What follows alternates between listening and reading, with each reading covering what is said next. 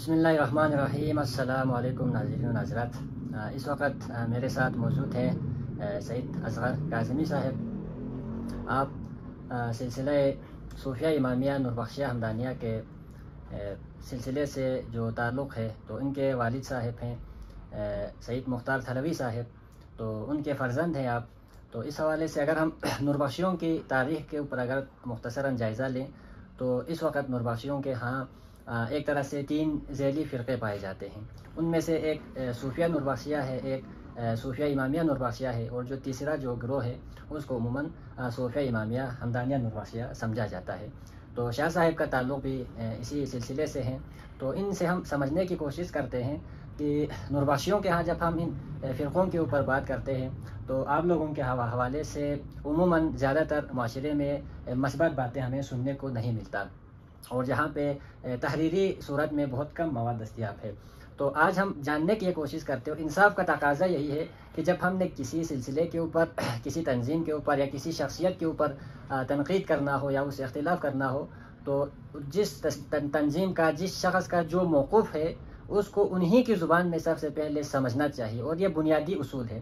تو آج بھی ہم اسی سلسلے کی ایک پہلی کڑی ہوگی انشاءاللہ۔ تو شاہ صاحب سے ہم ان کے مسلک کے حوالے سے اور جو پروپیگنڈا معاشرے میں رائج ہے یا ان کے حوالے سے جو اعتراضات و اشکالات ہیں ان حوالے سے ہم انہی کی زبانی سمجھنے کی کوشش کرتے ہیں۔ السلام علیکم شاہ صاحب۔ وعلیکم السلام، بہت بہت شکریہ جلالی صاحب، آپ نے اپنے قیمتی ٹائم نکال کے ہم جیسا ناچیز آدمی کو اس قابل سمجھا۔ تو پہلی بات جو آپ نے نام لیا تھا تو ہمارا یہ نام بالکل رجسٹرڈ ہے، للفرقہ ناجیہ امامیہ صوفیہ مشرب حمدانیہ المعروف نوربخشیہ، یہ ہمارا نام ہے۔ اور دوسرا آپ نے بولا کہ ہم نوربخشیوں میں 3 فرقے ہیں، تو یہ فرقہ نہیں ہے، ایک ہی دعوت کو مانتے ہیں، ایک ہی فقہ کو مانتے ہیں، ایک ہی قرآن کو مانتے ہیں، اور ایک ہی مرشد کو مانتے ہیں، جسے ہم شاہ سید محمد نوربخش نور اللہ مرقدہ اللہ مقام کہتے ہیں۔ تو لہٰذا باقی کچھ نظریات ہیں، ہاں البتہ مرشد الگ ہے، یہ آپ کہہ سکتے ہیں کہ یہ فلان مرشد کا فالو کرنے والے ہیں، یہ فلان مرشد کا فالو کرنے والے ہیں۔ اس طرح سنت میں بہت سارے مرشدین ہیں جن کے علیحدہ علیحدہ مرشدوں کا فالو کرتے ہیں، اسی طرح یہ 3 بھی اسی طرح ہیں کہ انہوں نے اپنے مرشد الگ رکھا ہوا ہے جو دور حاضر کا ہے، باقی جو فقہ ہے وہ ان تینوں کا ایک ہے۔ یہ یوں سمجھے آپ 3 فرقہ نہیں ہیں، اس کو آپ ایک فرقے میں رکھیں۔ تو اس میں ایک اعتراض جو باقی جو نوربخشی لوگ ہیں وہ آپ لوگوں کے اوپر یعنی وہ آپ لوگوں کو نوربخشیہ تسلیم کرنے کے لیے تیار نہیں ہے، مطلب آپ لوگوں کا یہ موقف ہے، کلیئر کٹ موقف ہے کہ آپ نوربخشی ہی ہیں، کوئی شک نہیں اس میں۔ بالکل، مطلب آپ لوگ جو نوربخشی کے جو سلسلہ نوربخشیہ کے جو ابتدائی کتب ہیں، بنیادی اساسی کتب ہیں، انہی پر عمل پیرا ہیں اور انہی کی یہ میں نے اس سے پہلے بھی ایک ویڈیو آیا تھا، اس میں بھی میں نے ذکر کیا ہے، یہ بھی ہے کہ ہم نوربخشی ہیں، ہم شاہ سید محمد نوربخش نور اللہ مرقدہ اللہ مقام کو اپنا مرشد مانتے ہیں، مجتہد نہیں مانتے۔ ہم تقلید کو بہتر نہیں سمجھتا ہوں، ہم بیعت والا سلسلے کو مانتا ہوں، لہٰذا ہم جو ہمارے 14 نعرے ہیں اس میں مرید مرشد ہیں، تو ہمارا جو پہلا مرشد ہے جو جس سے ہم فقہ لیا ہے اسے ہم شاہ سید محمد نوربخش کہتے ہیں، اس کو ہم اپنے مرشد مانتے ہیں۔ دوسرا ہم فقہ احوت پہ عمل کرتے ہیں، جو ہم باقی عملیات کی جو ہے وہ دعوت یا امامیہ صوفیہ کہیں یا صوفیہ امامیہ کہیں یا دعوت صوفیہ کہیں یا صرف دعوت کہیں، اندر یہ صرف اوپر ٹائٹل کی بات ہے، اندر ایک جیسا ہے، ٹھیک ہے نا۔ اگر جب ہم سلسلہ حمدانیہ جو میں مختصر کر کے فرقہ ناجیہ آپ نے جو کہا تو اس حوالے سے یہ کہ جب 1960 کی دہائی میں سرگودا سے منظور حسین حمدانی صاحب یہاں پر آئے تو اس ایک طرح سے میں اس کو فرقہ ہی کہوں گا، پھر اس کو اپنے حساب سے بیان کیجیے گا، تو اس فرقے کی ایک طرح سے ایک باقاعدہ اس کی جو بنیادیں ہیں وہ پڑ گئی، اور اسی کے ساتھ جو آپ کے والد محترم ہیں انہوں نے پھر ان کی مریدی اختیار کیا اور بلتستان کے اندر ان کے جو نظریات ہیں ان کو ایک پروموٹ کرنے میں بہت اہم کردار ادا رہا۔ تو اب اس حوالے سے جو سید منظور حسین صاحب ہیں ان کے حوالے سے نوربخشیوں کے ہاں کوئی اچھی باتیں ہمیں سننے کو نہیں ملتی، تو اب ہمیں عوام الناس کو سوشل میڈیا کے وساطت سے بتا دیجیے گا کہ منظور حسین حمدانی صاحب ہیں وہ بلتستان میں کیوں آئے، کیسے آئے، اور ان کی تعلیمات کا مرکز و محور کیا تھا؟ بہت بہت شکریہ، بڑی اچھی سوال کیا آپ نے۔ دیکھیں سید منظور حسین حمدانی یہ امیر کبیر سید علی ولی حمدانی کے سلسلے سے ایک سید ذات بزرگ ہیں، وہ انہوں نے خود فرمایا کہ بھئی میں صرف اور صرف امیر کبیر کے بارے میں ریسرچ کرتا ہوں تو میں نے پوری دنیا میں انہوں نے کچھ سال ایران میں گزارے، کچھ سال کشمیر میں گزارے ہیں. لوگوں کا کہنا یہ ہے کہ وہ فلان نوکری کرتے تھے، یہ کرتے تھے، وہ کرتے، بالکل جھوٹ ہے. آج بھی آپ جا سکتے ہیں، جلال پور ان کا گاؤں ہے، وہاں پہ ان کے آبا و اجداد بھی ہے، بہت مشہور ہے. اس گاؤں کے نام سے اس کا جو پردادا ہے اسے سید جلال کے نام سے مشہور ہے، اور اس کے نام سے آج جلال پور بھی آباد ہے. تو ان کی اولادیں بھی آج بھی ہیں. کہنے کا مقصد ہے انہوں نے ریسرچ کیا تھا تو وہ آتے آتے ان کو امیر کبیر کے جو ماننے والے ہیں وہ صرف بلتستان میں نظر آئے. تو انہوں نے وہاں پہ سکونت اختیار کیا. تو یہ چیزیں دیکھو، اب دو مسجدیں بھی آپس میں ساتھ ہوں تو وہ ایک دوسرے کو پھر مولوی ایک دوسرے کو تسلیم کرنے کے لیے تیار نہیں ہوتے ہیں. تو لہٰذا اس میں ہمارے جو پیران پیر ہیں، باقی جو ہمارے نوربخش علماء نوربخش ہیں، ان کی میں کمزوری ہی سمجھتا ہوں کہ انہوں نے ان کو تبلیغ کر کے نوربخشی میں رکھنے کے بجائے، دیکھو ایک آدمی باہر سے آتے ہیں میں نوربخشی ہوں بول کے، تو کیا کوئی اجازت دیتا ہے کہ یہ نوربخشی سے خارج کریں؟ تو وہ نوربخشی ہونے کے لیے آیا تھا. چلو دوسری بات، انہوں نے پھر ایک بات کیا تھا کہ بھائی میں دو کام کے لیے آیا ہوں. اس کے دائیں ہاتھ پہ قرآن تھا، بائیں ہاتھ پہ جو نا فقہ تھا. انہوں نے بولا میں یہ قرآن اور فقہ کو رائج کرنے کے لیے آیا ہوں. داعی شریعت محمد مصطفیٰ ہوں، رہبر طریقہ محمد مصطفیٰ ہوں، مرشد کامل حقیقت محمد مصطفیٰ ہوں، اور محافظ ناموز محمد مصطفیٰ. یہ 5 القابات انہوں نے اپنی تمام خط میں، جس میں جناب ضیاء الحق کو بھی انہوں نے خط لکھا ہے، بھٹو صاحب کو بھی انہوں نے خط لکھا ہے، ان کے خط کی متن بھی میرے پاس موجود ہے. تو جتنے بھی خط ہمارے علماء نوربخشی کو بھی جو لکھا ہے، تو اس کے خط کے اوپر یہ جو 3-4 القابات تھے وہ ضرور لکھ دیتے تھے. اس کا دعویٰ یہ تھا کہ داعی شریعت ہے، رہبر طریقت ہے، مرشد حقیقت ہے، اور محافظ ہے ناموز محمد مصطفیٰ ہے. تو جہاں پہ سادات کی جو بے حرمتی ہوتی تھی وہ وہاں پہ ضرور بولتے تھے. تو خیر، تو ہم اس کو صرف اور صرف مرشد مانتے ہیں، اس کے علاوہ کچھ بھی نہیں مانتے. سلسلے کا جو پیر ہے، جو اب اس وقت تک ہمارا سید محمد شاہ نورانی تک آتے ہیں، ہم اس سلسلے کو بھی مانتے ہیں. میں یہاں گولڑا شریف کا جو سلسلہ ہے، میں اس سلسلے کو بھی مانتا ہوں. میں یہاں پہ پنڈی میں دوسرا جو دربار ہے، ان کا بھی سلسلے کا میں نے دیکھا ہے، ان کو بھی مانتا ہوں. تو میرا عقیدہ یہ ہے، جو سلسلہ اس دنیا میں ہے، جو یدن بیدن محمد مصطفیٰ سے علی مرتضیٰ تک، سے علی مرتضیٰ محمد مصطفیٰ تک پہنچتے ہیں، میں اس سلسلے کا احترام بھی کرتا ہوں. مگر میرے تک جو تبلیغ پہنچا ہے وہ سلسلہ امیر کبیر کے سلسلے سے ہمارے سید منظور حسین ہمدانی آیا. لہٰذا میں اپنے مرشد اس کو مانتا ہوں.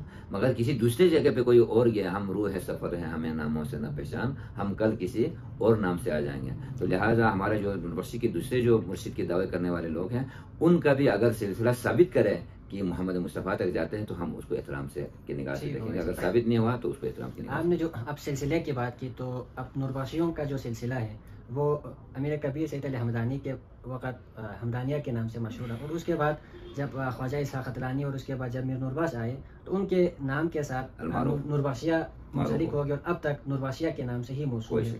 تو جب ہم آپ کے سلسلے کو دیکھتے ہیں تو وہ سلسلہ شاہ سید محمد نوربخش کی بجائے شاہ ہمدان کے دوسرے تو اس حوالے سے اب یہ ایک اشکال پیدا ہوتا ہے کہ جو سلسلہ نوربخشیہ ہے، اگر آپ خود کو نوربخشی کہتے ہیں تو نوربخشیہ کا سلسلہ تو شاہ سعید سے ملنا چاہیے، آپ لوگوں کا شاہ ہمدان سے ملتے ہیں، اور خود جو منظور حسین ہمدانی صاحب ہیں وہ مسلکاً اہل تشیع سے تعلق تھے. تو اس طرح مطلب اس میں تضاد ہے، آپ ایک طرف نوربخشی ہونے کا دعویٰ کر رہے ہیں اور دوسری طرف سلسلے میں یہ جو تضاد ہے، اس کی کیسے وضاحت؟ اس کی وضاحت یہ ہے، دیکھو آپ کہہ رہے ہیں کہ شاہ سید محمد نوربخش کا سلسلہ الگ ہے، امیر کبیر کا سلسلہ الگ ہے. پہلی بات تو یہ غلط ہے کہ شاہ سید کا جو استاد کا جو سلسلہ ہے، جو ان کے اولاد کا سلسلہ کو آپ چھوڑیں، جو استاد کا جو سلسلہ ہے وہ جا کے امیر کبیر پہ ہی ملتا ہے، شاہ سید محمد نوربخش کا. ٹھیک ہے نا. اب دیکھیں، یا تو ہمیں یہ دعویٰ کرنا چاہیے کہ بھائی پوری دنیا میں جو بھی سلسلہ ہے وہ کالعدم ہے، صرف اور صرف شاہ سید محمد نوربخش کا جو سلسلہ ہے وہ صحیح ہے. یہ تو ناممکن چیز ہے، کیونکہ میں نے پہلے بھی آپ کو بتایا، ممکن ہے جہاں پہ پیر مہر علی شاہ صاحب آئے ہیں تو ان کا پیر مہر علی شاہ صاحب کے نام سے انہوں نے اس علاقے میں تبلیغ کیا. تو ہر انسان، دیکھو حضور صلی اللہ علیہ وسلم سے بڑا تو کوئی بھی نہیں ہے، مگر حضور صلی اللہ علیہ وسلم بھی اپنے ایک حدود میں تبلیغ کیا. بعد میں انہوں نے اپنے شاگردوں کے ذریعے اسلام کو پھیلایا، صحابہ کرام کے ذریعے انہوں نے اسلام کو پھیلایا، ائمہ طاہرین کے ذریعے انہوں نے اسلام کو پھیلایا. تو کچھ علاقوں میں ائمہ طاہرین پہنچے، کچھ علاقوں میں صحابہ کرام پہنچے، کچھ علاقوں میں تبع تابعین پہنچے، کچھ علاقوں میں اولیاء کرام پہنچے. تو اس طرح ہر علاقے میں جو بندہ پہنچتا ہے، دیکھو میرے نزدیک اگر ایک ڈاکٹر ہے، وہ ڈاکٹر میرے علاج ٹھیک کرتے تو مجھے کراچی جانے کی ضرورت نہیں ہے. تو میں اسی ڈاکٹر کے احترام کروں گا جو میرے نزدیک میں. میں نماز وہیں پڑھوں گا جہاں میرے نزدیک جو مسجد ہے. ٹھیک ہے. لہٰذا ہمیں جو تعلیمات دینے کے لیے ہے تو جو پیر طریقت ہے ہمارے جو منور بخشی کی پیر طریقت وہ پیر تک محدود رہے. مرشد کا دعویٰ نہ انہوں نے کیا ہے، نہ ہمیں ان میں مرشد کی جو صفات ہے وہ نظر آئے. لہٰذا میرے والد صاحب کو وہ جو صفات ہے وہ آغا سید منظور حسین ہمدانی میں نظر آئے تو انہوں نے اس کے ہاتھ پہ بیعت کیا. تو اس کی بیعت کرنے سے کچھ علماء کرام کو یہ خدشہ ظاہر ہو گیا کہ بھئی یہ دونوں اگر ملیں گے تو میرے والد صاحب سے بڑا عالم حضور میں تو بولتا ہوں ابھی بھی نہیں ہے. نور بخشی کیا میں تو بولتا ہوں پوری دنیا کے لیے بھی علم کے لحاظ سے میرے والد صاحب کی کوئی ثانی نہیں تھا. ٹھیک ہے. اس کے باوجود بھی اگر کوئی علماء نور بخشوں نے کہا کہ بھئی اس سے ہمارا عقائد کے ساتھ ٹکراؤ ہے یا باقی چیزوں کے ساتھ ٹکراؤ ہے تو آج بھی آپ ہمارے مسجدوں میں آئیں، ہمارا آپ کے ساتھ کوئی ٹکراؤ ہے تو اس کی تصحیح فرمائیں کہ بھئی آپ یہ نور بخشی عقیدہ نہیں ہے، اس کو آپ نہ کریں، ہم اس پہ غور کریں گے.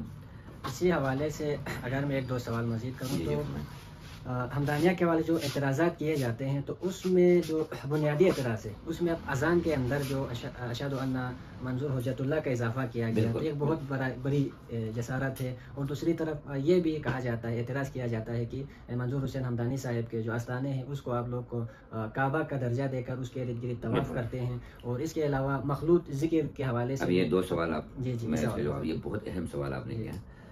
دیکھیں پہلا سوال آپ کا کیا تھا؟ اذان میں. دیکھو اذان میں نہ ہم نے کبھی اذان میں اشہد ان منظور حسین حجت اللہ پڑھا ہے نہ بھی پڑھ رہے ہیں. ہاں البتہ اذان کے بعد ہمارے کچھ مریدین جو ہم تو بولتے ہیں تھوڑا سا وجد کی حالت میں جاتے ہیں تو وہ اذان پڑھنے کے بعد وہ اعلان کرتے تھے سید اشہد ان سید منظور حسین حجت اللہ. یہ کچھ سال انہوں نے پڑھا ہے. پھر ان کے جانشین جو ہے سید مظاہر الحسنین صاحب کو ہم یہاں اس وقت امریکہ میں موجود ہیں، انہوں نے صاف ظاہر اس کی تقریر بھی ہے، اس کا تحریر بھی، انہوں نے بولا جس طرح قرآن کریم میں 6666 آیتیں ہیں نہ ہم ایک آیت کو گھٹا سکتے ہیں نہ ہم ایک آیت کو بڑھا سکتے ہیں. لہٰذا یہ اذان بھی شاعر الاسلام ہے، اسلامی نشانیوں میں سے ایک نشان ہے. تو لہٰذا نہ ہم اس میں بڑھا سکتے ہیں نہ ہم اس میں گھٹا سکتے ہیں. لہٰذا اگر آپ اذان کے بعد بھی پڑھ رہے ہیں تو اس کو آئندہ تمام مریدین کو میرا حکم ہے کہ اس کو آپ نہ پڑھیں. اس کے بعد سے ہمارے کسی مسجد سے دیکھو اس کو آپ بلیم کرنے کے بجائے کسی کے پاس آ کے بتائیں کہ بھئی آپ غلط کر رہے ہیں. مطلب میں خود مشرب ہمدانی سے تعلق رکھنے کے باوجود بھی کچھ چیزیں مجھے بھی اچھا نہیں لگتا ہے تو میں کوشش کرتا ہوں میں اپنے لوگوں میں تصحیح پیدا کروں، اصلاح کریں. ٹھیک ہے. تو اصلاح کرنے کی کوشش کی تو ہمارے آغا صاحب سید مظاہر الحسنین صاحب جو اس وقت پیر طریقت ہیں تو انہوں نے باقاعدہ حکم جاری کیا ہے کہ یہ اذان میں ہم نے پہلے بھی نہیں پڑھا ہے، یہ اذان کے بعد بھی آپ نہیں پڑھیں. تو لہٰذا ابھی ہمارے کہیں میں بھی یہ اذان نہیں پڑھتے ہیں. دوسرے سوال آپ کا کیا تھا؟ آستانے. دیکھو یہ ہمارے اوپر مکمل طور پر بہتان ہے. میری والد صاحب نے اللہ کا شکر ہے 3 دفعہ عمرہ کیا، 1 دفعہ حج کیا. اگر ہمیں حج ادھر پورا ہوتا ہے تو ہمیں پیسہ خرچ کرنے کی کیا ضرورت نہیں. دوسری بات جو ہے ہمارے تمام مریدین میں سے آپ دیکھ سکتے جن کو اللہ نے استطاعت دیا ہے انہوں نے عمرہ بھی کیا ہوا ہے اور خانہ کعبہ کے حج بھی کیا ہوا ہے تو ہمیں ادھر جانے کی ضرورت نہیں تھا. تو ہاں البتہ ہم طواف ضرور کرتے ہیں. یہ میں آپ کو جو چیز وہ ہمارے اندر ہے وہ اچھا ہو یا برا ہو، برا لگے یا اچھا لگے، وہ بطور زیارت جس طرح امام حسین کے آستانے پہ جا کے لوگ زیارت پڑھتے ہیں اسی طرح ہمارے لوگ جمعے کے بعد ہر جمعے کے بعد جا کے وہاں پہ جو ہمارے وہاں کے مقامی لوگ ہیں وہ وہاں جا کے ہمارے آغا صاحب کے آستانے پہ جا کے زیارت امام پڑھتے امام حسین ہیں مگر وہ قبلہ روح ہو کے ہمارے سامنے جو ہے نا آستانہ ہوتا ہے وہاں پہ لوگ جاتے ہیں. وہ ایک عقیدت ہے. میں بولتا ہوں یہ بھی ہمارا دین کا کوئی رکن نہیں ہے، یہ ایک لوگوں کا عقیدہ. میں تو بولتا ہوں یہ بھی نہ کریں، اچھا ہے وہاں جائیں فاتحہ پڑھیں واپس آ جائیں. مگر لوگ وہاں پہ جا کے اپنی عقیدت کا اظہار کرتے ہیں. تو کچھ عقیدہ اس میں نے آپ کو پہلے بولا غلو بھی ہوتا ہے، کچھ لوگ حد سے بڑھ بھی جاتے ہیں، وہاں جا کے پھر سجدے بھی کرتے ہیں. تو یہ چیزیں میں جائز نہیں سمجھتا ہوں. ہاں البتہ وہاں جا کے ایک اچھے بزرگ ہونے کے ناطے ان کے وسیلے سے وہاں جا کے مانگنا اللہ سے، ٹھیک ہے نا، ان کے وسیلے سے اللہ سے ہم مانگنے کی کوشش کرتے ہیں. دوسری بات وہاں جا کے ہم اپنا عقیدت کا اظہار کرتے ہیں. ہم جو اپنے والدین بھی کیوں نہ مرشد بھی ایک والد کی جگہ پہ ہوتے ہیں تو ہم ان کے مغفرت کے لیے یا ان کے درجات کے لیے ضرور دعا پڑھ کے آتے ہیں. ان کی دعا پڑھنے کی وجہ سے ہو سکتے ہیں ہمارے آبا و اجداد کو بھی اللہ تعالیٰ مغفرت کریں. اس عقیدت سے ہم وہاں پہ جاتے ہیں. باقی مکمل طور پر بہتان ہے. آپ میرے ساتھ جا سکتے ہیں جمعے کے دن بھی آپ جا سکتے ہیں. میں تمام علماء یونیورسٹی سے بھی درخواست کروں گا کہ آپ کرسی پہ بیٹھ کے بہتان کرنے کے بجائے ہمارے ساتھ آئیں, 2 دن 4 دن 10 دن میرے ساتھ رہیں. ہم میرے تمام مسجدوں میں آپ لوگوں کو کرسی بھی دیں گے, خود بھی کیا بولتے ہیں اپنا ممبر بھی دیں گے. ہمارے ساتھ نماز مخلوط ذکر کے حوالے سے بھی وہ پروپیگنڈا ہے, اس حوالے سے بھی ذرا کلیئرفائی کریں. یہ بھی بات بھی بالکل آپ کی درست ہے. کچھ ہمارے پہلے زمانے میں لوگ کو, مجھے خود میں نے بھی سنا ہے کہ یہ کیا بولتے ہیں مرد عورت مل کے جو ہے نا یہ ذکر کرتے تھے. ہمارے میں نے پوری اپنی زندگی میں ہمارے اندر ذکر کا کنسیپٹ دیکھا ہی. ہاں البتہ صبح کے اورات کے بعد میرے والد صاحب ہمیشہ ذکر کرتا تھا. جمعرات کے دن جو ذکر کرتا تھا وہ مسجد میں ہوتا تھا. نہ ہمارے لائٹ بند ہوتے ہیں, نہ ہم کوئی ممبر سے لے کر جو ہے نا وہ مسجد کے دروازے تک کبھی کسی آدمی کو دیکھا. ہاں البتہ ذکر بڑے آداب کے ساتھ, جس طرح عام عبادت ہوتے ہیں, جس طرح ہم صبح کے اورات پڑھتے ہیں اسی طرح ہم ذکر کرتے ہیں. ہاں البتہ دوسری جو ہم ذکر کرتے ہیں وہ ہے جسے مدح سرائی. ہم محمد والے محمد کے شان میں مدح پڑھتے ہیں, نعت پڑھتے ہیں, قصیدہ پڑھتے ہیں. تو اس وقت ہمارے مرد اور عورت ایک ہی جگہ پہ ہوتے ہیں. ایک سائڈ پہ اگر مرد ہو, مطلب آگے سائڈ پہ, جس طرح ہمارے مسجدوں میں رواج ہے, جس طرح پہلے صفوں میں مرد ہوتے ہیں, اس کے آخری صفوں میں عورتیں ہوتے ہیں.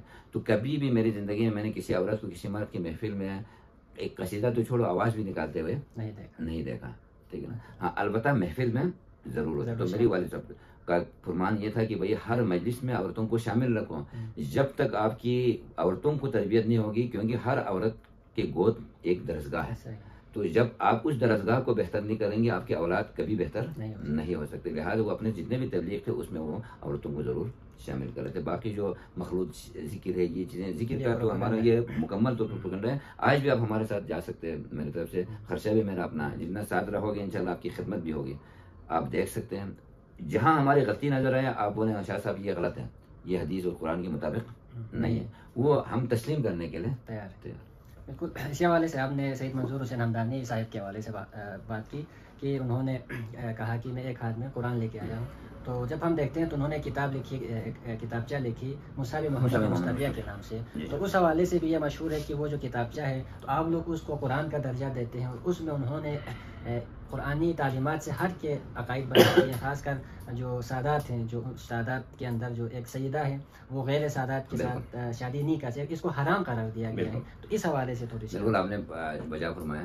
یہ جو قرآن کو ہماری صاحب نے جو کتاب لکھی ہے, یقین کرو جس دن آپ نے وہ کتاب کی PDF مجھ سے مانگا تھا, میں نے وہ کتاب بھی بڑی مشکل سے کسی سے ڈھونڈ کے لایا. ٹھیک ہے. انہوں نے اپنی زندگی میں ایک کتاب لکھ دی.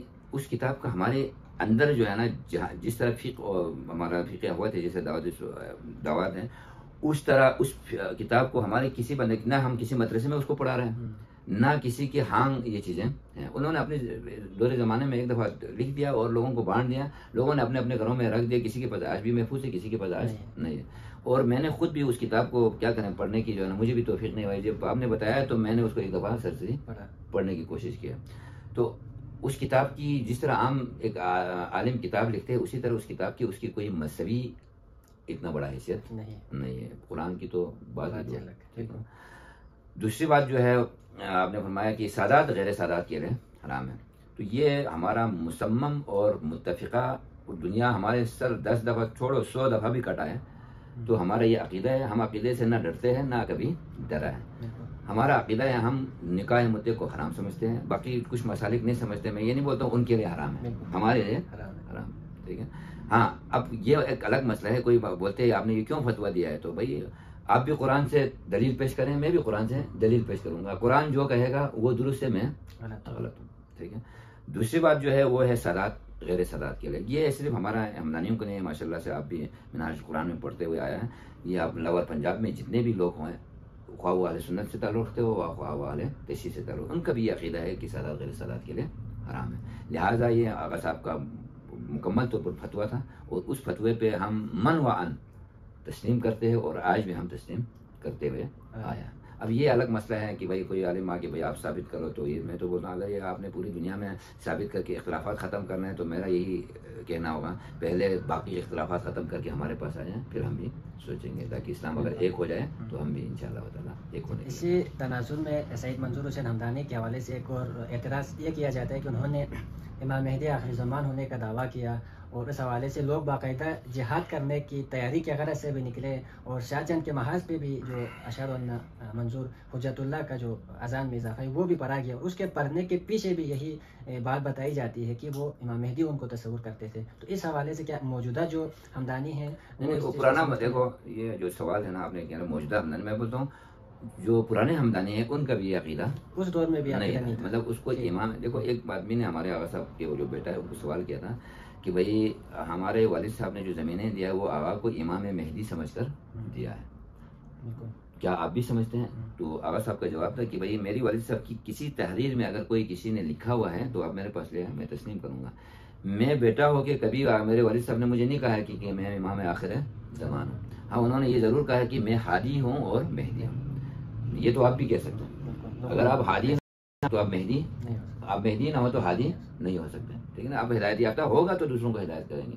جب آپ خود ہدایت یافتہ نہیں ہیں تو آپ دوسروں کو کیا ہدایت کریں گے؟ تو ان کا یہ دعویٰ تھا کہ میں ہدایت یافتہ ہوں اور اللہ نے مجھے ہدایت دینے کا اذن دیا ہے. ٹھیک ہے، لہٰذا وہ دیکھو ایک پتا بھی ولارت دن ولا فی کتاب المؤمن، مطلب اس کا وہ ہر خشک تر اس قرآن کریم میں ہے. یہ پتے کو بھی مجال نہیں ہے کہ وہ اللہ کے امر کے بغیر نیچے گرے. تو یہ عام انسان بھی، آپ بھی اگر آج آپ ادھر آئے ہیں کوئی، میں تو سمجھتا ہوں یہ آپ سمجھتے ہیں میں بڑا سوچ سمجھ کے آیا. نہیں بھائی، یہ اللہ نے آپ کو ادھر بھیجا ہے. اگر اللہ نہ بھیجتے تو آپ ایک سانس بھی ایک قدم بھی آگے نہیں بڑھا سکتے. تو لہٰذا ہمارا آج بھی عقیدہ نہیں ہے، پہلے بھی ہمارا کوئی عقیدہ نہیں تھا کہ امام آخر زمان. ہاں ہمارا یہ عقیدہ تھا کہ وہ مہدی بھی ہے اور ہادی بھی، انہوں نے خود دعویٰ کیا ہے. دوسرا جو ہمارے نے دعویٰ کیا پہلے بھی آپ کو پتا ہے، داعی شریعت ہے، رہبر طریقت ہے، مرشد حقیقت ہے اور محافظ ہے ناموجود اور سفیر مملکت. یعنی منظور حسین ہمدانی صاحب نے خود بھی کوئی کہیں بھی دعویٰ نہیں کیا. بلکہ میں آپ کو بتاؤں کہ اس کے دور میں بھی اذان میں کچھ لوگوں نے بولا کہ اشہد ان سید منظور حسین حجت اللہ، تو ان لوگوں کو میرے سامنے بلا کے لایا. حسنین کریمین کا جب نام نہیں لیا ہے تو میں کون ہوتا ہوں؟ بالکل ماشاء اللہ. تو اسی تناظر میں جو میرے خیال سے سب سے جو بڑا اعتراض ہے اور جو گناؤنا اعتراض ہے وہ یہ کیا جاتا ہے کہ آپ کے جو والد محترم ہیں مختار تھلوی صاحب، انہوں نے بھی اور منظور صاحب نے بھی جو پیغمبر اکرم صلی اللہ علیہ وسلم کے اوپر جو 4 نکاح سے زائد کا جو تخصیص تھی، وہ کہتے ہیں کہ وہ ہمارے اوپر بھی اپلائی ہوتا ہے. اور یہ بھی اعتراض کیا جاتا ہے کہ سید منظور صاحب اور آپ کے والد صاحب دونوں نے 4 سے زائد بیک وقت نکاح میں رکھی اور ان سے بہت زیادہ اولاد پیدا ہوئی. تو اس کی پہلی بات تو میں آغا سید منظور حسین ہمدانی کی طرف سے جاتا. آغا صاحب کا ایک بیوی تھی یہاں پنجاب میں، ان کی اولادیں ابھی بھی موجود ہیں. دوسری ان کی ایک آپ کے خپلوں سے ایک شادی کی تھی، انہوں نے بعد میں طلاق دیا. وہ آج بھی خپلوں میں، بلکہ یہاں پنڈے میں آج آئی ہوئی ہے، کوئی مہینہ ایک ہو گیا. تو ان 2 کے علاوہ میرے نالج میں آغا صاحب کی کوئی وائف نہیں. ٹھیک ہے. اچھا، دوسرا میرے والد صاحب کا جو بیویاں ہیں وہ میں بیٹا ہوں، مجھے پتہ ہے، لوگوں کو تو نہیں پتہ ہے. کل وہ خود کی تک ان کے 4 بیویاں تھیں. ہاں انہوں نے تقریباً 8 9 10 شادیاں کی ہیں، مگر بیک وقت ان کے پاس ہمیشہ 4 رہے. شکر سے انہوں نے شادی کی. لوگوں نے بولا آغا صاحب نے شکر سے شادی کی. ان کے ساتھ ایک بیٹا تھا، انہوں نے خود بولا آغا صاحب مجھے آپ آزاد کرائیں، مجھے طلاق دیں. وہ طلاق دیا تو انہوں نے پھر دوسری سے شادی کر لی. تو انہوں نے 4 کو کم ہونے نہیں دیا ہے. کوئی فوت ہو گیا، دوسرا اس کو کسی کو طلاق دیا تو اس کی جگہ پہ ریپلیس کیا ہے. 4 سے انہوں نے اوپر شادیاں نہیں کیا. دوسرا جو ہے کہ میں نے کبھی نہیں سنا ہے کہ بھائی میں حضور صلی اللہ علیہ وسلم کی طرف کی جو بھی ہے، جتنے بھی حضور پہ اطلاق ہوتے ہیں وہ مجھ پہ بھی اطلاق ہوتے ہیں. میری والد صاحب کا آج تک ہم نے کوئی فرمان ایسا سنا نہیں ہے، نہ انہوں نے عملی طور پر کوئی ایسا کام کیا ہے. تو یہ بھی مکمل طور پر بہتان ہے. اور اس کی میرے اللہ کا شکر ہے، کوئی بھی عالم میرے پاس آئیں گے، میرے پاس A to Z ریکارڈ میں نے بنایا ہوا ہے. اور اگر کسی کو چاہیے تو میں تاریخ شادی سے لے کر تاریخ طلاق تک ثابت کر سکتے ہیں ماشاء اللہ. اور اسی حوالے سے اگر حال ہی میں آپ کے والد کی وفات ہوئی تو ایک باتیں پھیلنا شروع ہو گیا کہ آپ لوگ کو ایک طرح سے کسی نے کہنا شروع کیا کہ جو مشرب ہمدانیہ ہے وہ صوفیہ دنیا میں ضم ہو رہے ہیں، یا آپ لوگوں کے مزید تعلیمات کو آگے لے جانے کے لیے کوئی جانشین نہیں ہے، کوئی معتبر جید عالم نہیں ہے. تو اس وقت آپ کے والد صاحب کی وفات کے بعد آپ کے جو مشرب ہمدانیہ ہے اس کو لیڈ کون کر رہا ہے، جانشین کون بنا ہے؟ دیکھیں یہ ہر مسلک ہو یا کوئی سیاسی پارٹی ہو تو یہ فکر جو ہے نا ان پارٹیوں سے یا ان مسلک والوں سے زیادہ غیروں کو لاحق ہوتی ہے. ٹھیک ہے نا. تو ہمارے اللہ کا شکر ہے، میرے والد صاحب کی اپنی حیات میں انہوں نے اپنے جانشین جو، کیونکہ وہ مرشد کا دعویٰ انہوں نے نہ کبھی کیا نہ ابھی بھی ہمارا کوئی دعویٰ نہیں. انہوں نے مفتی تھا اور اپنے مفتیت کا جو سلسلہ ہے وہ میرے جو چھوٹا بھائی ہے سید عباس کاظمی کراچی مدرسے کا فارغ ہیں، ان کو انہوں نے سونپا ہے، اور وہ ہمارا شیگر گلابپور میں ایک مدرسہ چلا رہے ہیں، ماشاء اللہ سے وہاں پہ وہ دینی کام سر انجام دے رہے ہیں. تو ان کا جانشین ابھی وہی ہے. باقی ہمارے جو مرشد کا جو سلسلہ ہے وہ آغا ہمدانی کا جو بیٹا ہے سید حسنین جو ہے مظاہر الحسنین کے نام سے، وہ اس وقت امریکہ میں موجود ہے. ہم اس کو اس وقت کے پیر طریقت مانتے ہیں، یہ بھی میں آپ کو کلیئر بتا دوں. ہم آغا ہمدانی کو مرشد مانتے تھے، اور آغا کا جو بیٹا ہے اس کو ہم پیر طریقت مانتے ہیں. کلیئرفیکیشن کے لیے میں آپ کو ذرا زور سے وزن کے ساتھ بولوں. تو اب اس کے بعد ان کی مرضی ہے کہ وہ جس کو دے. دوسری بات میرا اپنا جو عقیدہ ہے وہ ہو سکتے ہیں، ممکن ہے امیر کبیر سید الحمدانی آئے، کیا وہ بلتستان سے آئے؟ نہیں، وہ تو ایران سے ہے. شاہ سید محمد نوربخش آئے، کیا وہ بلتستان سے ہے؟ نہیں بھائی، وہ ایران سے. تو میں بولتا ہوں یہ نوربخشی حق ہے. یہ جو 3 قسم کے جو مرشد الگ الگ بنے ہوئے ہیں، انشاءاللہ تعالیٰ وہ وقت بھی دور نہیں ہے کہ یہاں پہ ایک ایسا اللہ کی ولی آئے گا جو ان تینوں کو ایک کر دیں گے.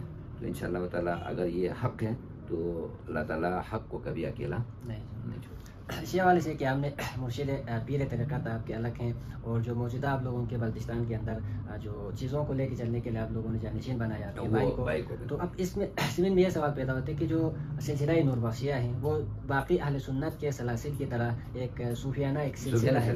تو اب اس میں جتنے بھی سلاسل تصوف ہیں ان کے ہاں چند عملیات بجا لائے جاتے ہیں، اس میں چلا کشی ہوتا ہے. اور اس طرح کے اب خود شاہ سعید کے دور میں یا میر راقی کے دور میں اگر ہم دیکھیں تو وہاں پہ وجد میں آنے کا جو سلسلہ ذکر ہیں، اور ان چیزوں کو ایک بنیادی اساس کی حیثیت حاصل رہی ہے. تو موجودہ دور میں کیا آپ لوگ جس طرح اس دور میں پریکٹس کرتے تھے چلا کشی کو، اعتکاف کو اور ذکر کرنے کے طریقے رائج ہیں، تو آج بھی اسی طرح رائج ہیں یا اس میں رد و بدل ہے؟ نہیں، ہمارا پہلے بھی نہیں تھا. ہمارا جو اعتکاف نشینی کا جو کام تھا وہ میرے والد صاحب کرتے تھے. ابھی میرے بھائی سید عباس بھی جو ہے اعتکاف میں کچھ لوگوں کو رکھتے بھی ہے، خود بھی بیٹھتے وہ صرف رمضان کے آخری عشرے میں، کیونکہ حدیث آپ نے بھی ماشاء اللہ عالم ہے کہ حضور صلی اللہ علیہ وسلم نے بھی سب سے بہترین ایام جو ہیں وہ رمضان کے آخری عشرہ ہے. ٹھیک ہے، تو اس عشرے میں ہم اپنے مغفرت کے لیے، اللہ تعالیٰ کی خوشنودی کے لیے کوئی بھی وہاں پہ آپ اعتکاف کر سکتے ہیں. کوئی ہماری طرف سے کوئی ممانعت نہیں ہے کہ بھئی آپ نہیں کر سکتے، آپ کو اجازت کی ضرورت ہے، فلان کو اجازت کی ضرورت ہے. یہ ایک عام نفل جو ہے عبادت ہے، وہ جو بھی جس پہ شریعت جو ہے نا نماز فرض کیا ہوا ہے وہ ہر آدمی اعتکاف میں بیٹھ سکتے ہیں. اگر نہ بیٹھے تو گناہ گار نہیں ہے، بیٹھے تو اس کے لیے اللہ تعالیٰ اجر و ثواب عطا فرمائے گا. پہلی بات. دوسرے نے سوال کیا تھا؟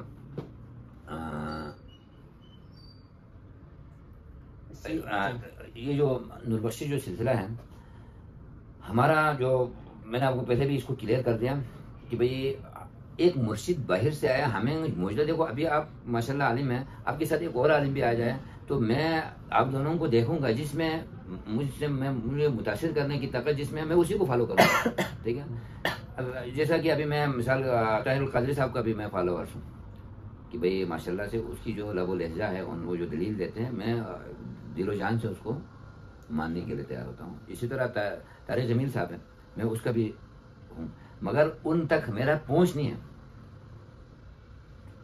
کچھ اختلافات بھی ہیں. اسی طرح یہاں پہ جو ہے ہمارا آغا صاحب تھا، ان میں انہوں نے بھی اگر کوئی الگ فقہ لے کے آتے ہیں تو ہم شاید اس کو نہ مانتے.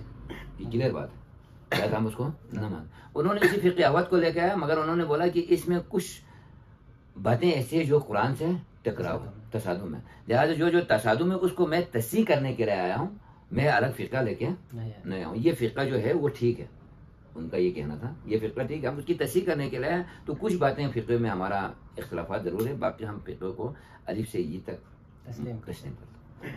بالکل. اب اسی تناظر میں کیا سوال پیدا ہوتے ہیں؟ ایک تو فقہی حوالے سے یہ کہ جب ہر دور میں نئے مسائل جناب لیتے ہیں، آج کے جدید دور میں بھی جدید مسائل کا ہر انسان کو سامنا کرنا پڑتا ہے، تو ایسے میں آپ لوگوں کے ہاں جو ایسے مسائل ہیں وہ مفتی یا مجتہد کے درجے پہ جو فائز ہیں ان سے رجوع کیا جاتا ہے، تو آپ لوگوں کے ہاں جب اس طرح کے نئے مسائل کا سامنا کرنے پڑتے ہیں تو آپ لوگ کن سے رجوع کرتے ہیں؟ دیکھیں جلال صاحب، وہ تو پورے نوربخشیوں کا آپ ایک مثال میں بتاتا ہوں. آپ کمپیریزن کریں، میں ایک بالکل ہٹ کے ایک بات کرتا ہوں. اس وقت ہمارے نوربخشی میں جو بھی لیڈران ہیں، ہم ابھی ان کو مرشد کے نام نہیں دے سکتے، آپ ان کو لیڈران ہی کہیں. ان میں آپ چاروں کو ساتھ رکھیں، سب سے جو فوقیت ہے وہ عالم اسلام میں جو اتفاق ہے وہ علم جس کے پاس زیادہ ہے وہی اس کا حقدار ہے. عالم اور جاہل کبھی ایک نہیں ہو سکتے. ٹھیک ہے نا. تو جتنے بھی ہے، اب آپ بتائیں ایک آدمی کسی شعبے سے تعلق رکھتے ہو، اس کو عربی ہر صرف نہ ہو تک کبھی پتہ نہ ہو، وہ کیا عربی پہ عبور کریں گے؟ مگر لوگ ان سے بھی پوچھ رہے ہیں. ایک وہ ہے جس کو صرف نہ ہو بھی نہیں پتہ ہے، چلو اس کے علاوہ علم ہی نہیں ہے، لوگ اس سے بھی پوچھ رہے ہیں. ٹھیک ہے نا. تو ہم تو اپنے آپ کو خوش قسمت سمجھتا ہوں. میرے والد صاحب بھی ایک عالم تھا. اس وقت ہمارا جو شرعی جتنے بھی مسئلہ ہے وہ ہمارا پیر طریقت صاحب نے بھی اجازت دیا ہوا ہے. جو بھی آپ کو دور جدید کے دور میں مسئلہ ہوتا ہے وہ سید عباس سے آپ رجوع کریں. تو ہم جو بھی مسئلہ ہوتے ہیں ابھی ہم سید عباس سے رجوع کرتے ہیں، اور سید عباس کا بھی ہمارا یہ عقیدہ ہے، وہ اگر اپنے رائے سے کوئی پیش کریں گے تو ہم تسلیم نہیں کریں گے. یہ کلیئر بات ہے. مطلب ایک بات ہے نا کہ سید عباس جو بھی کہیں گے وہ ہم کریں گے، منوانا نہیں. ہمارا کرائٹیریا یہی ہے کہ سید عباس سے رجوع ضرور کریں گے. اگر وہ قرآن و حدیث سے دلیل کے ساتھ پیش کریں گے تو ہمارے لیے قابل قبول ہے. اگر قرآن و حدیث سے ہٹ کے بات کریں گے تو وہ سید عباس تو دور کی بات ہے. ہم تو میرے والد صاحب کو خود کہنا ہے کہ اس پہ الزام لگایا تھا کہ بھائی آپ ہمدانی کے فوٹو کو سجدہ کرتے ہیں، تو انہوں نے کلیئر بتایا تھا کہ بھائی ہمدانی کا نماز میں تصور کرتے ہیں. تو بھائی ہمدانی تو کجا، یہ تو کسی نبی اور ولی کا بھی ہم تصور نہیں کرتے. یہی آپ کے ہمارا بھی. لہٰذا ہمارا ابھی جو بھی دنیائی مسئلہ ہے، دینی مسئلے ہے، وہ ہم اگر پوچھنا ہے تو ہم عباس سے پوچھ کے ہم شادی بیاہ تک کا بھی اگر اجازت لینا ہو کہ بھائی فلان سے میری بیٹی کی شادی ہوتی ہے، بیٹے کی شادی ہے، اس میں آپ کا کیا رائے ہے، تو ہم اپنے مفتی سے ضرور اس کا رائے لیتے ہیں. اس کے بعد ہم اس کو حتمی شکل دے دیتے ہیں. تو یہاں تک ہم اس سے پوچھتے ہیں. اگر جب تک وہ قرآن حدیث کے مطابق ہمیں تبلیغ کرتے رہیں گے وہ ہمارا ہے. جس دن قرآن حدیث سے ہٹ کے کریں گے، نہ وہ ہمارا ہے، میرا بھائی ہے، نہ وہ میرا بھائی تھے. بالکل. ابھی ایک فقہی حوالے سے میں نے آپ سے پوچھا کہ جدید مسائل کے حوالے سے، فقہی حوالے سے مفتی آج کے دور میں ایک ڈگری سمجھا جاتا ہے. وہ قرآن و حدیث، اجماع، قیاس، جو بھی ماخذ سے اس حوالے سے مسائل کا استنباط کرتے ہیں. اور جب ہم دوسری طرف چونکہ نوربخشیہ ایک سلسلہ ہے تصوف کا، تو ان کے ہاں جب روحانی بیماریوں کے علاج کے لیے ایک عالم ربانی کا تصور شاہ سعید علی رحمٰن نے فقہ احوت کے اندر پیش کیا. تو جب آپ لوگوں کے ہاں روحانی مسائل کوئی نوجوان لے کے آتے ہیں، کوئی بھی شخص لے کے آتا ہے، مثال کے طور پر حسد، جھوٹ، غیبت، اس طرح طرح کی بیماریاں ہیں، تو ان کی علاج کے لیے آپ لوگوں کے ہاں کیا تصور؟ دیکھو، اس کے علاج کے لیے ایک عام طور پر جو ہم بولتے ہیں نا کہ یہ جو ہم جمعے کے خطبے میں تبلیغ کرتے ہیں، یہ اصل روحانی علاج ہے. یہ آپ کسی ٹوٹکے سے یا دیکھو اس میں ذکر اللہ، اس میں اعظم سے بھی آپ اس کو علاج کر سکتے. تو لہٰذا اس کے بھی اجازت جو ہے ہماری والد صاحب کی طرف سے بھی اور ہمارے پیر طریقت کی طرف سے بھی، اگر کسی کو ایسی تکلیف ہو تو وہ آغا عباس سے رجوع کر سکتے ہیں. تو وہاں پہ وہ یا تو دم کر لیتے ہیں یا وہ کوئی وظیفہ وغیرہ دے دیتے ہیں. پہلی بات. دوسری بات جو ہے، میں دوسرے نمبر پر ہوں، مجھے نہ آغا صاحب کی طرف سے اجازت ہے نہ کسی دوسرے کی طرف سے اجازت ہے. میں خود کتابوں کو دیکھ کے، میرے اپنے والد صاحب سے سیکھ کے میں ایک عامل ہوں. لہٰذا میں جنات کا، یہ یرقان کا، باقی جو روحانی مشکلات ہیں ان کو حل کرنے کی کتابوں کے ذریعے کوشش کرتا ہوں. وہ میں نے اپنے والد صاحب سے سیکھا ہے. یہ میرا کوئی طریقت کا یا کوئی دوسرے کا نہیں، یہ میرا ایک سمجھ لو اپنے ذاتی طور پر کوشش کیا ہوا کام ہے. تو لوگ کچھ اللہ کی مہربانی سے شفایاب ہوئے ہیں، تو لوگ ہماری طرف اس میں مسلک کی بنیاد پہ نہیں. میرے پاس نوربخشی بھی آتے ہیں، اہل حدیث بھی آتے ہیں، یہاں پنجاب سے اہل سنت بھی آتے ہیں. لوگ بہت سارے لوگ آتے ہیں، وہ مجھ سے تعویذ بھی لے کے جاتے ہیں، باقی چیزیں بھی، نم درود بھی لے کے جاتے ہیں، ہم وظیفے بھی دیتے ہیں. تو وہ وظیفہ پیر طریقت کے طور پر نہیں دیتا ہوں. بھائی کسی کتاب میں لکھا ہوتا ہے کہ بھائی مجھے یہ دل کی تکلیف ہے، تو اللہ تعالیٰ کی کوئی اسم اعظم ہم کتاب میں دیکھتے ہیں، بھائی وہ اس کو دل کا جو وساوس ہے اس کے لیے کون سے اسم اعظم بہتر ہے، تو وہ ہم اس کتاب سے دیکھ کے اس کو. بالکل. آپ نے بار بار تذکرہ کیا قرآن و حدیث کا. جب ہم حدیث کی بات کرتے ہیں تو حدیث کے حوالے سے جب ہم اہل سنت کے کتب حدیث کا ذکر کریں تو ان کے ہاں کتب ستہ کا تصور ہے، اہل تشیع کے پاس کتب اربعہ کا تصور ہے. جب ہم نوربخشیوں کی طرف آتے ہیں تو ایک تو یہ کہ نوربخشیوں کے ہاں جو کتب پائی جاتی ہیں، ان کتابوں کے اندر جو احادیث پائی جاتی ہیں، تو چونکہ حدیث سند اور متن سے مل کر بنتا ہے، اور نوربخشیوں کے جتنے بھی کتب کے اندر احادیث ہیں، ایک تو وہ سند کے بغیر ہیں. تو سند کے بغیر آپ ایک پیغمبر اکرم سے منسوب قول کو کیسے حدیث کہہ سکتے ہیں؟ اور جو باقی معاملات ہیں دین کے ہر حوالے سے جب حدیث سے رہنمائی لینی ہو تو آپ کس طرح اپنے مسائل کو حل کرتے ہیں؟ دیکھو جی، پہلی بات تو اللہ کا کرم ہے، فقہ بنا ہی اس لیے کہ ہمیں کسی دوسرے تیسرے کی رہنمائی کی ضرورت نہ پڑے. کیونکہ ہم اس فقہ کو ایک روایت کے مطابق، حضرت شاہ محمد نوربخش نے اگر فقہ لکھا ہے تو انہوں نے بھی کسی احادیث سے رہنمائی لے کے یہ لکھا ہوا. لہٰذا ہم سمجھتے ہیں ہم سے بڑا وہ عالم ہے. ٹھیک ہے. اب وہاں جہاں پہ ہمیں پتہ چلتا ہے کہ یار یہ تو چلو حدیث سے لیا ہے مگر یہ سراسر قرآن سے مطابقت نہیں رکھتے، تو ہم کسی اپنے عالم سے کوشش کرتے ہیں۔ دوسری بات میرے والد صاحب کے اپنے پاس بھی تھا، کل بھی میرے بھائی نے بھی لے کے گیا سیاہ ستہ کی پوری کتابیں، تو سیاہ ستہ کی کتابیں ہم اس کو بالکل ایکسیپٹ کرتے ہیں، ان کو پڑھتے بھی ہے اور ان میں جو احادیث رسول ہے ان کو مانتے بھی ہے، اور شرط یہ ہے کہ اب یہاں پہ صحیح حدیث، سند حدیث اور ضعیف حدیث کا جو معیار ہے وہ باقی مسالک کا اپنا ایک معیار ہے، ہمارا اپنا ایک معیار ہے۔ دیکھو میں آپ پہ آپ دو بھائی ہیں، میرا آپ کے ساتھ زیادہ تعلق ہے، دوسرے بھائی میں جانتا بھی نہیں ہوں، ٹھیک ہے، تو میں آپ کی بات کو زیادہ پریفر کروں گا جبکہ اس کی بات سے، تو لہٰذا ہمیں اپنے جو ائمہ طاہرین ہیں انہوں نے جس سے ہم قرآن کو فصل اہل ذکر ان کنتم لا تعلمون، قرآن کہتا ہے کہ جو چیزیں تمہیں پتہ نہ ہو وہ اہل ذکر سے پوچھیں، تو ہم اہل ذکر اہل بیت کو ہی مانتے ہیں، لہٰذا ائمہ طاہرین کی طرف سے جو بھی سلسلہ آتے ہیں یا روایت میں ہمیں ائمہ معصومین کا کہیں نہ کہیں تذکرہ ہو تو وہ حدیث کو ہم لینے کی کوشش کر لیتے ہیں۔ باقی جو حدیث کی کتابیں ہیں وہ تو آپ کو بھی پتہ ہے، کچھ انہوں نے ضعیف بنایا، انہوں نے اپنی کرائٹیریا بنایا، وہ علماء کا کام تھا، انہوں نے کر لیا۔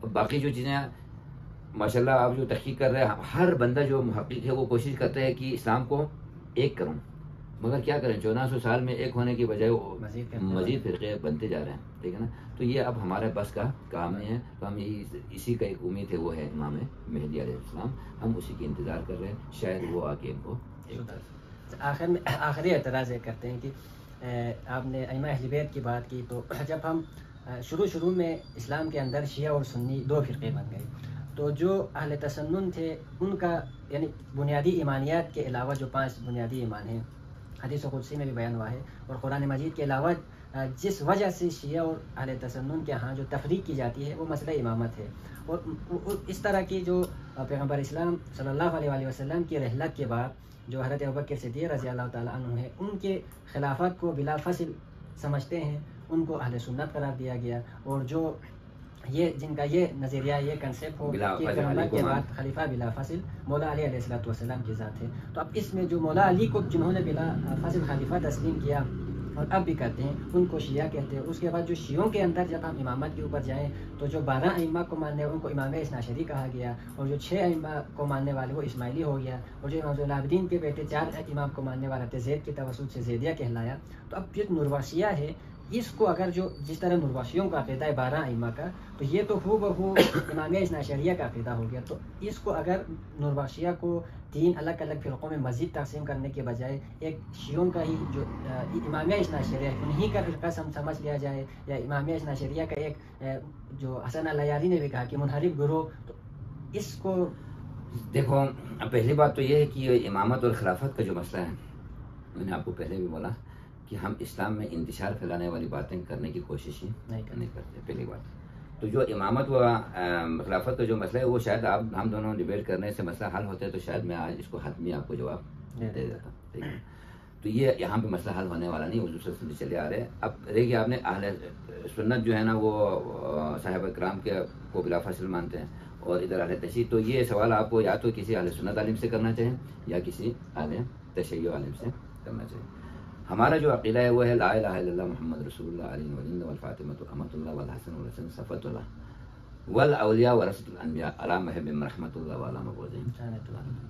تو ہم جو بھی محمد و آل محمد کے منکر ہے، خواہ وہ میرا باپ کیوں نہ ہو وہ بھی لعنتی ہے، جو بھی آل محمد کے محب ہے خواہ وہ میرے باپ کا قاتل کیوں نہ ہو وہ رحمتی ہے۔ بات ہمارا کلیئر ہو گیا۔ اب یہ مجھے نہیں پتا ہے کہ بھائی میں اپنی دور کا حساب کتاب دینے والا ہوں، اب حضور صلی اللہ علیہ وسلم کے زمانے میں کون صحابہ حضور کا تھا، کون خلافت پہ تھا، کون نہیں تھا، اس بحث کو کرنا میں تو سمجھتا ہوں یہ جاہلانہ طریقہ ہے۔ مجھے کیا پتا کہ بھائی اس زمانے میں کون محبوب تھا، کون قریب تھا، کون کیا تھا۔ ہاں البتہ جو کتابوں میں لکھا ہے اس کے مطابق ہم نے آپ کو پہلے ہی بتایا کہ ہم جو بھی باتیں لیتے ہیں وہ ائمہ معصومین سے منسوب ہو اس کو ہم من و عن تسلیم کرتے ہیں باقی لوگوں کی بنسبت، ٹھیک ہے۔ اب رہ گیا جی ہم اصحاب رسول کے دل سے احترام کرتے ہیں، وہی والی بات ہے کہ ہم اگر یزید جیسا کوئی بندہ آئے تو ہم اس کو نہیں مانیں گے، کیونکہ انہوں نے سر عام حسین علیہ السلام کی سر کو نیزے پہ چڑھنے کا حکم دے دیا۔ آج اگر کوئی یزید کا بھی دفاع کرنے کی کوشش کریں گے تو پھر ان سے میں تو سمجھتا ہوں بات کرنا فضول ہے۔ یہ ہمارا جو پیمانہ ہے، پیمانہ ہمارا یہی ہے کہ بھئی جو بھی محمد وال محمد کی جس طرح یزید جیسا ہو، اس کے بعد اس سے پہلے جو لوگ آئے ہیں ان میں بھی اگر وہ حضور کے جتنا بھی قریب کیوں نہ وہ آل محمد کی کہیں دشمن رہا ہو، مولا علی کے کہیں دشمن رہا ہو، فاطمہ زہرا کے کہیں دشمن رہے ہو، تو شاید مجھے بھی نہیں ماننا چاہیے اور آپ کو بھی نہیں ماننا چاہیے۔ اب آخر میں آپ جو باقی جو سلسلہ نوربخشیہ کے علماء ہیں، صوفیہ امام نوربخشیہ کے علماء اور محققین ہیں، مترجمین ہیں، تو ان کو آپ کیا پیغام دینا چاہیں گے ایک ایز اے مشرب حمدانیہ کے آپ؟ بہت اچھا آپ نے دیکھو، یہ ماشاءاللہ جلالی صاحب آپ کی جتنے بھی میں نے وہ دیکھے، آپ کوشش کریں، آپ ایک ینگ جنریشن ہے ماشاءاللہ، پڑھ کے آ رہے ہیں، آپ لوگوں کے اندر اللہ نے علم دیا ہوا ہے، آپ کوشش کریں اسلام کو یکجا کرنا یہ آپ کا بس نہیں ہے، نوربخشیہ کو یکجا کرنا یہ آپ کے بس میں ہے، یہ میں آپ کو بتا رہا ہوں، یہ آپ اور میرے بس میں ہے، آپ اس کو کریں، جو آپ کے بس میں نہیں ہے اس کو نہ کریں۔ تو میں اس میں سب سے زیادہ کریڈٹ جو ہے یہ میں بدین الفاظ کہتا ہوں وار رستم صاحب کو دینا چاہتا ہوں کہ وار رستم جس اسٹیج پہ جا رہے ہیں میں اس کو خراج تحسین پیش کرتا ہوں، یہ انہوں نے بڑی اچھی طریقے سے توڑنے کی نہیں جوڑنے کی باتیں کر رہے ہیں، ٹھیک ہے۔ تو اس حوالے سے میں کوئی اس کو اپنے مرشد ماننا یا دوسری بات نہیں ہے، جو کام وہ بہتر کر رہے ہیں اس کے جہاں بھی میری ضرورت ہو میں وار رستم کے ساتھ ہوں، جوڑنے کی باتوں ہاں، توڑنے کی باتیں وہ میں اپنے باپ کا بھی نہیں مانتا۔ ماشاءاللہ، بہت خوب شاہ صاحب نے جو مشرب حمدانیہ کے حوالے سے جو اعتراضات تھے ہم نے ان کے سامنے رکھی۔